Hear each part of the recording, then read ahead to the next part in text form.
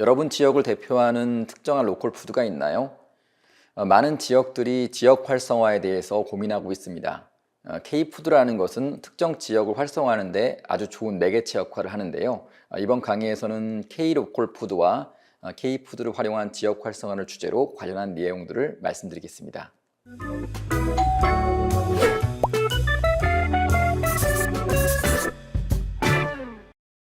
오늘의 메뉴 말씀드리려고 하는데요. 첫 번째, 지역 활성화에서 음식, K푸드가 얼마나 중요한지를 이해할 수 있습니다. 두 번째로는 시민들이 지역 인식에서 음식이 차지하는 그 중요성을 이해할 수가 있겠습니다. 여러분, 한번 제가 문제를 드리려고 하는데요. 의정부 하면은 어떤 음식이 떠오르시나요? 아마 부대찌개가 떠오를 것 같습니다. 그래서 의정부에 가게 되면은 의정부 부대찌개 거리를 조성하고 있고요. 의정부 부대찌개가 출발한 그 1호점을 이렇게 역사적인 공간으로 데코레이션하고 있기도 합니다. 자, 그러면 춘천하면 뭐가 떠오를까요? 당연히 닭갈비가 떠오르겠죠. 비슷한 맥락에서 춘천도 닭갈비 거리를 조성하고 이렇게 명소화 작업을 진행하고 있기도 합니다. 자, 남원은 또 추어탕이죠. 그래서 남원도 비슷하게 추어탕 거리를 조성하고 있기도 합니다. 그런데 앞서서 여러 가지 지역들과 관련한 대표 음식들을 조성한 사례들을 말씀드렸는데요. 서울의 대표 음식은 무엇일까요? 나아가서 인천의 대표 음식은 무엇일까요? 앞서서 여러 가지 지역과 음식이 연결된 사례를 보여드렸지만은 아쉽게도 지역을 대표하는 음식이 없는 지자체들도 상당히 많다는 것, 여러분들도 이해하셔야 될 것 같습니다. 자, 한국 하면은 어떤 음식이 떠오를까요? 한국을 대표하는 인스타그램들을 모아서 분석을 제가 한번 해봤는데요. 한국을 대표하는 인스타그램들을 보게 되면 주로 한복을 입고 있는 외국인 여성들, 그리고 그 다음에 바로 한식입니다. 이처럼 음식이라는 것이 특정 지역, 특정 국가의 관광에서 미치는 영향력이 상당한 것을 알 수가 있겠는데요. 특히 소셜미디어로 대표되는 요즘의 미디어 환경에서는 이런 것들이 정말 중요해지고 있는 것이죠. 그래서 특정 지역의 관광을 활성화하고 경제를 활성화하려면 음식, K푸드에 대한 고려가 꼭 필요하다는 말씀드리고 있습니다. 여러분, 제가 이미지를 하나 준비했는데요. 연탄 이미지입니다. 여러분, 연탄하면 어떤 생각이 떠오르시나요? 저는 안도현 시인의 너에게 묻는다라는 시 가운데 한 구절이 생각납니다. 너에게 묻는다. 연탄재 함부로 발로 차지 마라. 너는 누구에게 한 번이라도 뜨거운 사람이었느냐?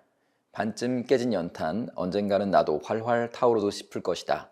상당히 감동적인 시인데요. 우리가 알고 있는 버려진 연탄 하나가 이렇게 새로운 형식으로 이미지를 가질 수 있다는 것 놀랍지 않겠습니까?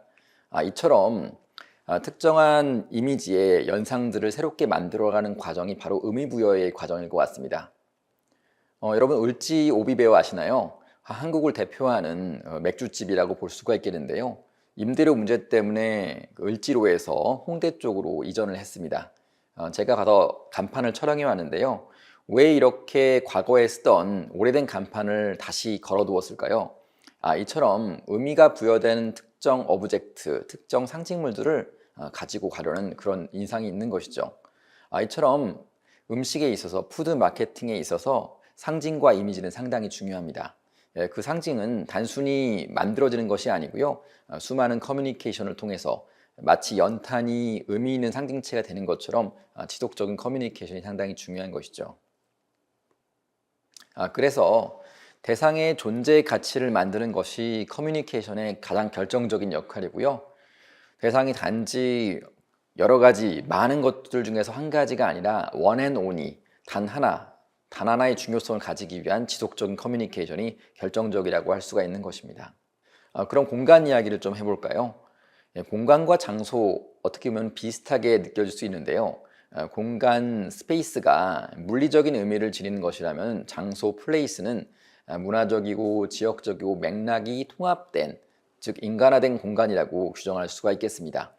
그래서 어떤 공간이라고 하면은 의미가 부여되지 않은 일종의 물리적 공간이라고 볼 수가 있는 것이고요.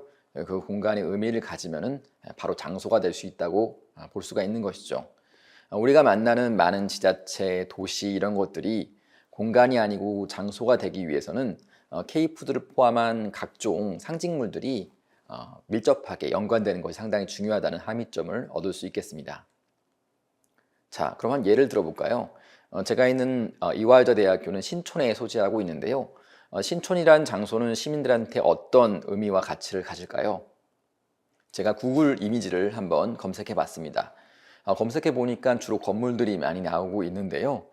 특히 물리적인 여러 가지 상징물들도 좀 볼 수가 있었습니다. 뭐 빨간 만안경이랄지, 뭐 신촌의 어떤 약국이랄지 이런 것들을 볼 수가 있었는데요.